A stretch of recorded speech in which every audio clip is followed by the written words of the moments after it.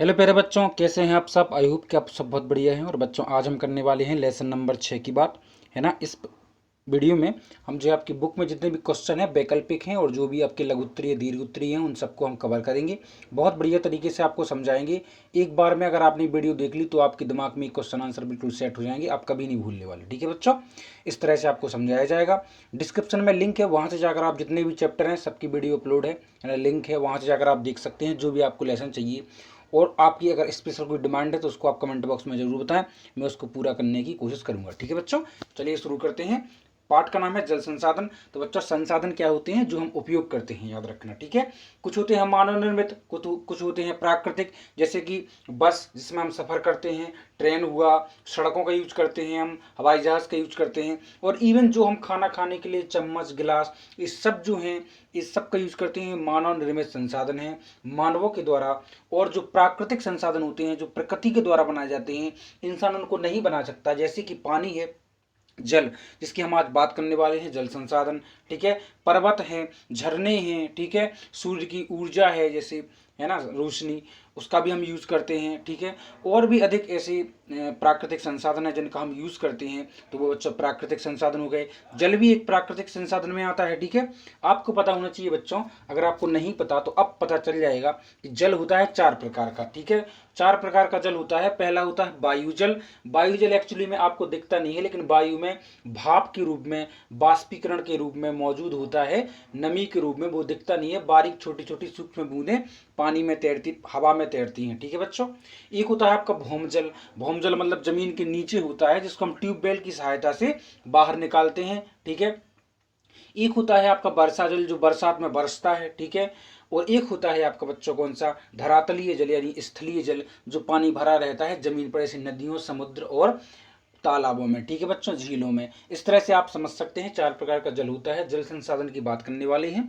सबसे पहले आपको बुक में देखने के लिए मिलेंगे कि जल किस प्रकार का संसाधन है। तो बच्चों, जल जो है आपका, ये जो है आपका कैसा संसाधन है, चक्रीय संसाधन है। कैसा, चक्रीय। आपको पता होना चाहिए जल चक्र के माध्यम से ही जल जो है, जल की पूर्ति होती है।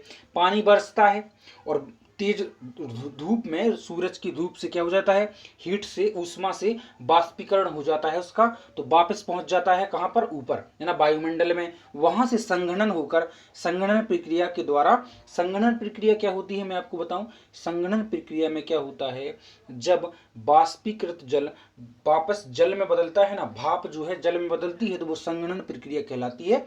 तो जो ऊपर बाष्पीकरण होकर जो जल जाता है वापस वो नीचे बरसता है, वो होता है जल चक्र। ठीक है बच्चों, तो उसी, इसका सही आंसर है वो चक्रीय संसाधन है कौन सा, जल। अगला है, देखो क्वेश्चन नंबर 2 है, निम्नलिखित नदियों में से किस देश में यानी भारत में किस नदी में सबसे ज्यादा पुनः पूर्ति योग्य भौमजल है। तो बच्चों, गंगा नदी जो है वो एक ऐसी नदी है जिसमें सबसे ज्यादा पुनः पूर्ति योग्य भौमजल संसाधन मौजूद है। ठीक है, घन किलोमीटर में दी गई निम्नलिखित संख्याओं में से कौन सी संख्या भारत में कुल वार्षिक वर्षा दर्शाती है। तो प्यारे बच्चों, इसका सही आंसर हो जाएगा आपका, इसका सही आंसर हो जाएगा 4000, बिल्कुल सही आंसर हो जाएगा। ठीक है, अगला क्वेश्चन है, निम्नलिखित दक्षिण भारतीय राज्यों में से किस राज्य में भौमजल, ठीक है, भौमजल मैंने आपको बताया है जमीन के नीचे ट्यूबवेल की सहायता से निकाला जाता है भौमजल, इसके कुल भौमजल संभाव्य से ज्यादा है, मतलब कि उपयोग, भौमजल उपयोग, इसके कुल मतलब जितना वहां पे है भौमजल उससे भी ज्यादा लोग उसका उपयोग कर रहे हैं। तो बच्चों, वो सही है आपका, तमिलनाडु एक ऐसा राज्य है, तमिलनाडु। ठीक है बच्चों, इसकी राजधानी है चेन्नई। ओके, अब हम चलते हैं अगला। देश में प्रयुक्त कुल जल का जितना मौजूद है, मतलब जल, उसका सबसे अधिक समानुपात निम्नलिखित सेक्टरों में से किस सेक्टर में है। तो बच्चों, आपको पता होना चाहिए सबसे ज्यादा सिंचाई के लिए उपयोग किया जाता है जल। सिंचाई किसकी, फसलों की सिंचाई। ठीक है बच्चों, फसलों की सिंचाई में सबसे ज्यादा अनुपात में जल को उपयोग किया जाता है। अब अगला क्या है आपका, अगले हैं आपके लघुत्तरीय प्रश्न। 30 शब्दों में कम से कम आंसर देना है, इनको बड़े अच्छे तरीके से हम समझेंगे। वीडियो को लाइक और चैनल सब्सक्राइब जरूर कर दें। ठीक है बच्चों, यह कहा जाता है कि भारत में जल संसाधन में तेजी से कमी आ रही है। जल संसाधनों की कमी के लिए उत्तरदायी कारकों की विवेचना कीजिए। तो आप समझ सकते हैं बच्चों कि जल संसाधन में तेजी से कमी तो आएगी, ठीक है, क्योंकि वातावरण बदल रहा है। जी, तो हम अपनी बात कर रहे हैं, इससे आपको समझ में आ जाए अच्छे से। अभी मैं आंसर भी आपको पढ़ के बताऊंगा।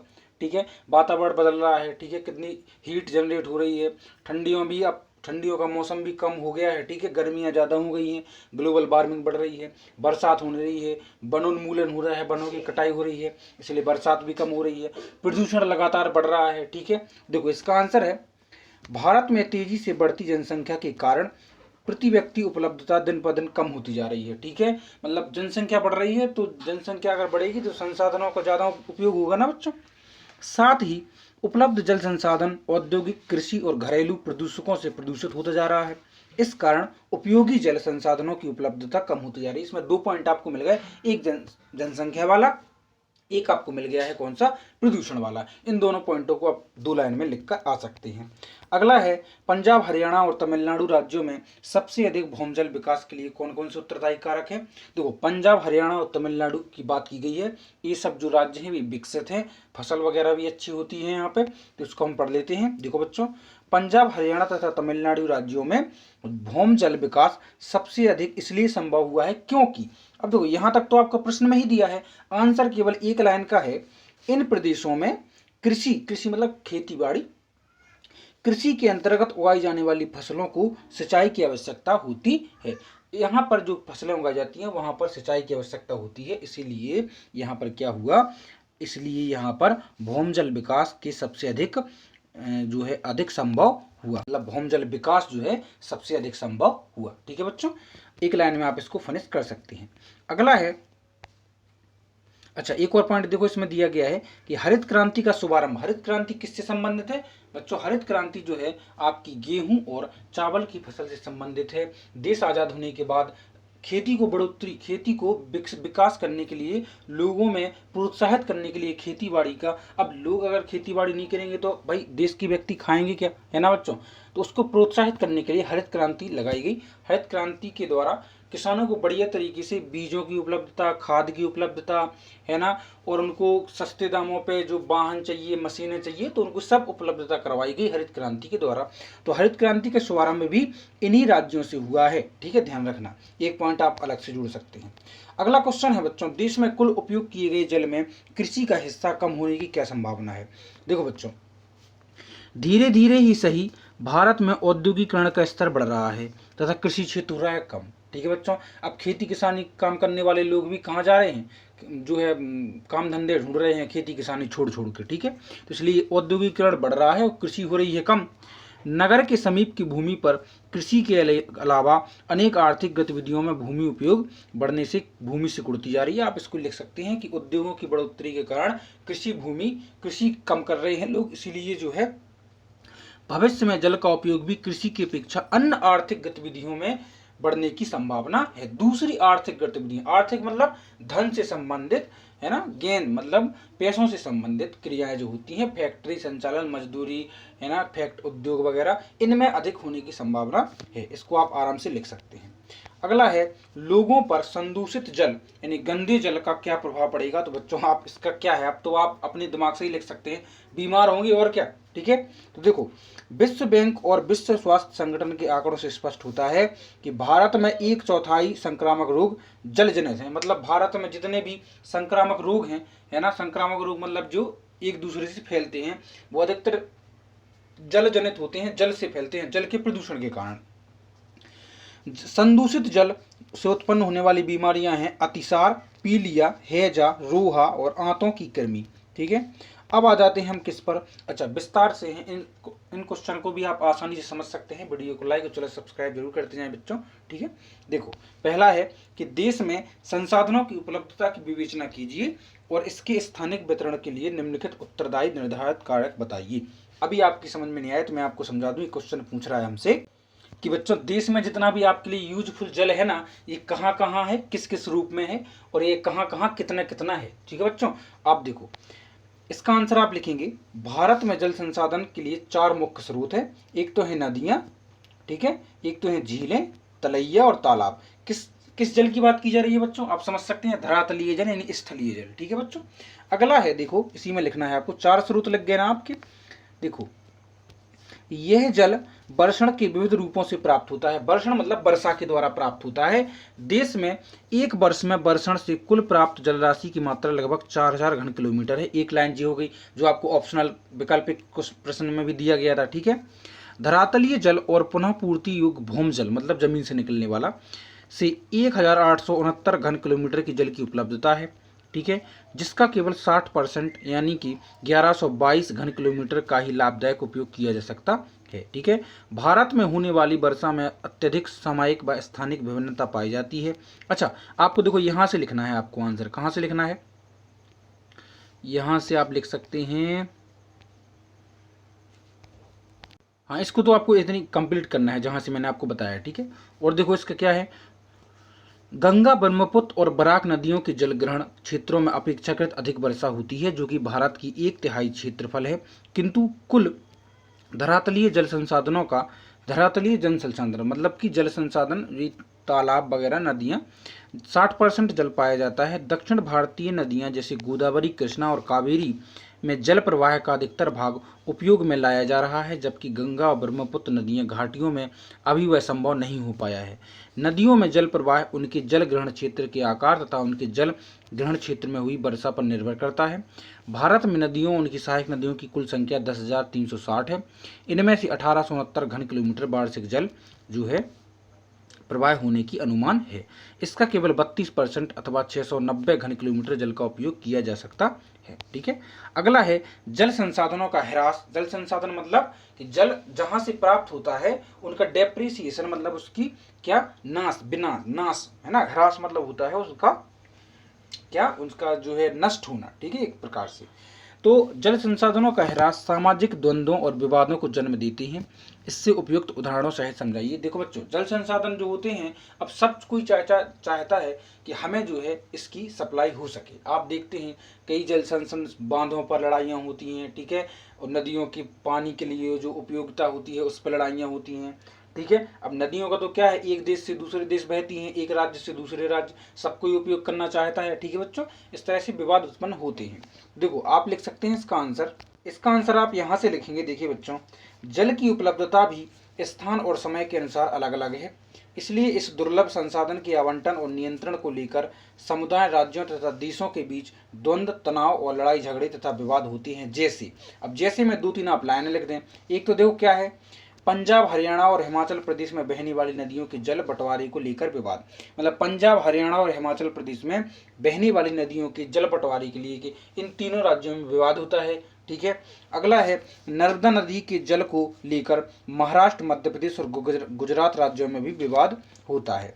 अगला है कावेरी नदी के जल बंटवारे को लेकर केरल, तमिलनाडु और कर्नाटक राज्यों में भी विवाद होता है। ठीक है, इन तीनों लाइनों को आप लिख देंगे और इसको इतना ही आप खत्म कर सकते हैं। ठीक है, अगला क्वेश्चन क्या है, देखिए बच्चों, अगला क्वेश्चन है आपका जल संभर प्रबंधन क्या है।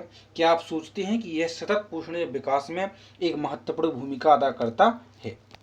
देखो बच्चों, मैं आपको जल संभर प्रबंधन समझा दूं आपको कि जो भौम जल है, भौम जल आप समझते हैं, जो मैंने आपको बताया जमीन के नीचे है, उस जल का अच्छे तरीके से जो है यूज करना ही आपका संभर, जल संभर प्रबंधन कहलाता है। ठीक है, भौम जल का, ठीक है, यूज करना है ना, अनावश्यक रूप से, क्योंकि वो तो लिमिटेड है ना।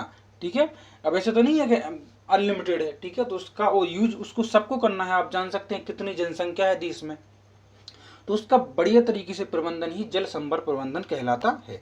इसको हम समझ लेते हैं। देखो, जल संभर प्रबंधन मुख्य रूप से धरातलीय तथा भौमजल संसाधनों के कुशल व दक्ष प्रबंधन से है। इसके अंतर्गत बहते वर्षा जल को विभिन्न विधियों द्वारा रोककर, ठीक है, संचय करके तालाब, पुनर्भरण तथा कुओं आदि में भौमजल का संचयन और पुनर्भरण करना शामिल है। मतलब इसी प्रबंधन के अंतर्गत ही सब आता है कि जल को कैसे रिजर्व करके रखा जा सकता है। ठीक है, वर्षा जल को भी रिजर्व करके कहीं कहीं जगह रखती हैं। ठीक है, राजस्थान जैसी जगह पर। जल संभर प्रबंधन का उद्देश्य प्राकृतिक जल और संसाधनों की सामाजिक आवश्यकताओं के बीच संतुलन स्थापित करना है। कुछ क्षेत्रों में जल संभर विकास परियोजनाएं पर्यावरण और अर्थव्यवस्था की कायाकल्प करने में सफल हुई हैं। जैसे, अब 2 दिन आप लाइनें लिख दें, क्या क्या। हरियाली केंद्र सरकार द्वारा प्रवर्तित जल संभर विकास परियोजना है, जिसका उद्देश्य ग्रामीण जनसंख्या को पीने, सिंचाई, मछली पालन और वन रोपण के लिए जल संभर विधि से जल का संरक्षण करना है। यह परियोजना लोगों के सहयोग से ग्राम पंचायतों द्वारा क्या निष्पादित की जा रही है। ठीक है, अगली योजना क्या है, देखो अगली योजना है नीरू मीरू, यानी जल और आप। यह कार्यक्रम आंध्र प्रदेश में तथा अरावरी पानी संसद अलवर राजस्थान में लोगों के सहयोग से चलाई जा रही है, जिनमें जल संग्रहण के लिए संरचनाएं जैसे अंतःस्त्रवण तालाब ताल है ना, इनकी खुदाई की गई है। यहाँ रोक बांध बनाए गए हैं जिससे कि पानी जो है अनावश्यक रूप से ना बहे, वहाँ पानी को रिजर्व करके रखा गया है जिससे लोग जो है इनका यूज कर सकें। ठीक है, अगला है तमिलनाडु में घरों में जल संग्रहण संरचना का निर्माण आवश्यक बना दिया गया है कि आपको घरों में जो है इस प्रकार से व्यवस्था करके रखनी है कि आप पानी को वहाँ पर रिजर्व करके रख सकें। ठीक है, महाराष्ट्र के अहमदनगर जिले में स्थित रोलगेन सिद्धि एक छोटा सा गांव है। यह पूरे देश में जल संभर विकास का एक जीवंत उदाहरण है।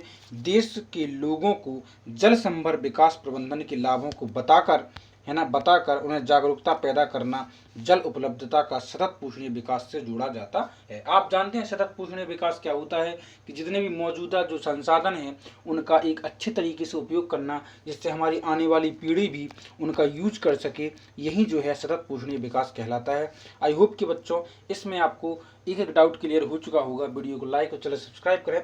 मिलते हैं नेक्स्ट चैप्टर में। जो भी आपके डाउट हो वो आप मुझे कमेंट बॉक्स में जरूर बताएं। Take care.